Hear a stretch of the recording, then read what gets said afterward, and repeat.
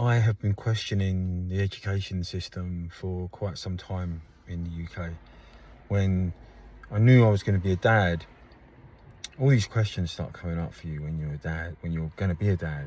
And then when your kid's born, you start thinking about all the questions, and your experience with education and fathering, and what you want and what you don't want your kid to have or to go through, or what, you start comparing your experience and what's going on when the place that you live, UK for me at the moment, and whether or not, what kind of kid is that going to provide. Like for me, growing up as a teenager here, I didn't grow up from the age of 5 till 12 here in the UK, 4 to 12. And when I got back into England, it was a bit of a culture shock. And with the drinking culture here, I'd never been exposed to that anywhere else. And I was worried about that. I am worried about that with my son. The drug culture here, the fact that in England that we really encourage our kids to grow up fast. Now, there's a video here of me walking with my son. He's 8. He's and he's still very clingy with me. I don't want him to grow up too quickly. The world makes us grow up too quickly at the right times. Like, you don't need to make it happen any faster. We push kids to be too independent here, I believe, too quickly, putting too much pressure on them.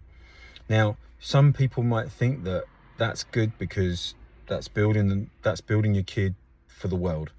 Personally, I want my son to grow up feeling that he's in tune with what he wants and who he wants to be, and to be able to nurture his inner self and what he wants to bring to the world, whether it's a solution he wants to create for a problem in the world, or a service he wants to create that he sees that isn't being fulfilled.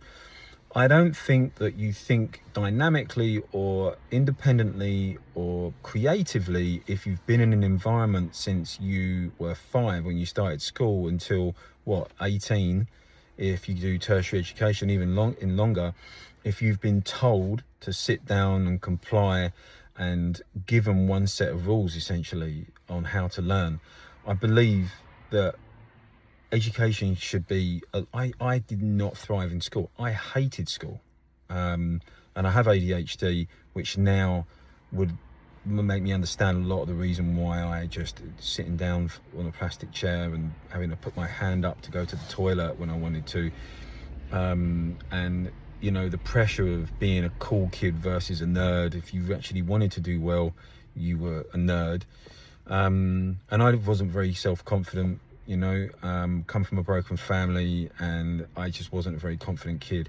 So trying to nurture that in my son, and looking at the way things, he comes home from school and he's worried about this and he's worried about that, and it tells me he doesn't want to go to school. I really am questioning. I sent my son for 3 years to a very well-renowned private school, and then took him out, one, because of the fact that prices have just gone through the absolute roof in this country for private schools. And that coupled with there's quite a lot of other stuff, but I thought it would have been a good idea for him, giving the best of the best and putting him in amongst families that were, upwardly mobile thinking, and obviously got a lot of money. I don't have a lot of money, and there were families in this school that didn't have a lot of money, that struggled and went without to pay the school fees. But the government have taken that away from them now. It's kind of priced out really for people, unless you're earning that significant money. And for what you actually get, I don't personally think that, I just don't think it's worth it. So that we took him out, and he's in a very small private school now, and I'm asking so many questions around switching it, looking into it, researching homeschooling, and it's something that in my gut I've wanted to do. My wife has not been very supportive. She's very academic, done very well, and she's smart, she's done really well in her education, part of the reason why she got here to the UK. And I just want to give my son the absolute best.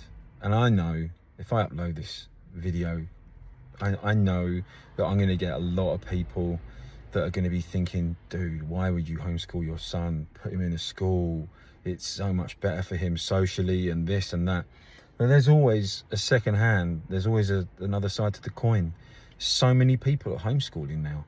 And I just think that with the world, the way it's going, AI and things like that, I really think that you have to put you have a responsibility to make sure that your kid is not like just narrow-minded and in a system that essentially is pretty archaic, that just teaches kids that they have to remember things to pass exams and that they're constantly compared and stressed out. My son gets stressed out. He's not naturally good at maths, and he's got a great memory, but where's I could teach him maths, homeschooling maths, the basics, and then he gets, with online stuff, if he, tutor, come on, mathnasium, there's all sorts of different opportunities.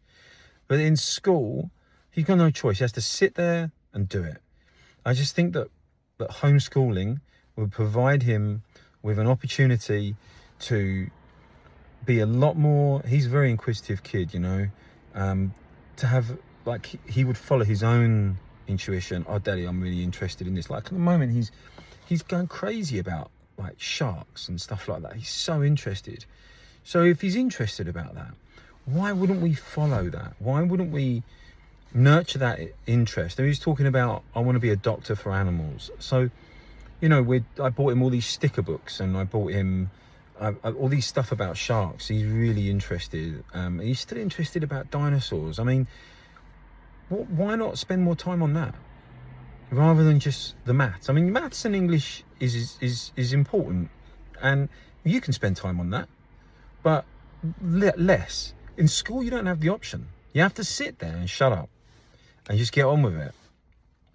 And an 8-year-old boy, he doesn't want to sit there for all those hours. I just think there should be a lot less time sitting there and a lot more led by what he is interested in, learning what he is interested in.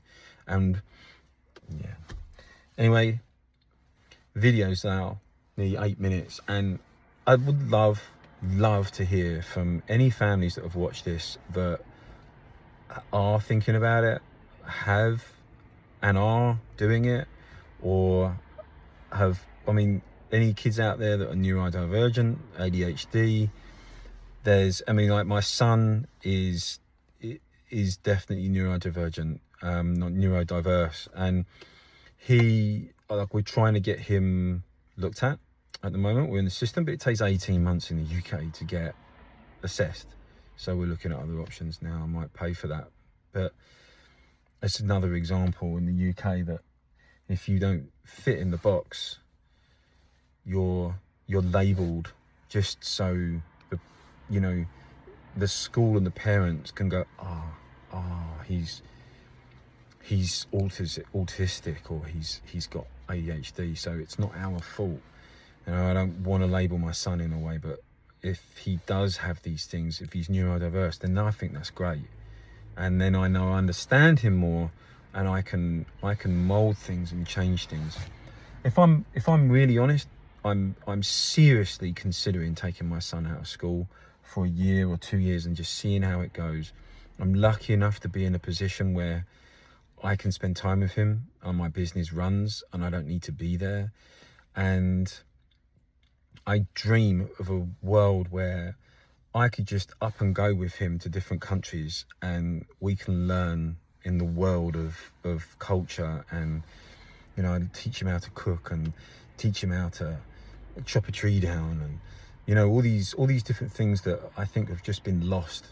And you spend all these years at school and end up leaving school with really no understanding of culture, and the world, and basic skills of cooking and things like that.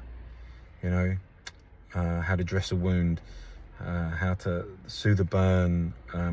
There's all these different things. I can go on and on and on, but I would love to hear more from parents. In the comment section would be amazing. But I hope I'm not. I know I'm not, but I hope I'm not the only one out there that dad that's thinking like this. I would love to hear from parents that are walking this walk, because it's a tough one, and we all want the best for our kids.